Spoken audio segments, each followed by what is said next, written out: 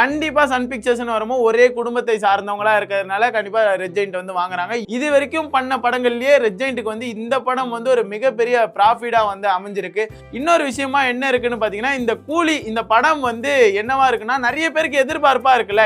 எல்லா ஸ்டேட்ல இருக்கவங்களுக்கும் எதிர்பார்ப்பா இருக்கும்போது கோலிவுட் சினிமா தான் அடுத்த கட்டத்துக்கு வந்து இந்த கூலி வந்து கொண்டு போகுது. இந்தியன் சினிமாலே ஒரு பெஸ்ட் ஃபிலிமா வந்து இந்த கூலி படம் வந்து அமைய போகுது அப்படின்ற மாதிரி பேசும்போது அமைஞ்சிட்டு இருக்கும்போது இந்த படம் வந்து ஒரு பெரிய ரெக்கார்டே வந்து பிரேக் பண்ணிருக்கு. இது வரைக்கும் எந்த படமும் வந்து ப்ரீ புக்கிங்ல ஆகட்டும், தியேட்டர் வாங்குறது ஆகட்டும், டிஸ்ட்ரிபியூஷன் ஆகட்டும், அதுக்கப்புறம் வந்து ஓவர்சீஸ் ஆகட்டும், எந்த படமும் வந்து இவ்வளோ கலெக்ஷன் வந்து பண்ணதில்லை அப்படின்ற ஒரு குறிப்பு வந்து முக்கியமா இந்த கூலிக்கு வந்து அமைஞ்சிருக்கு.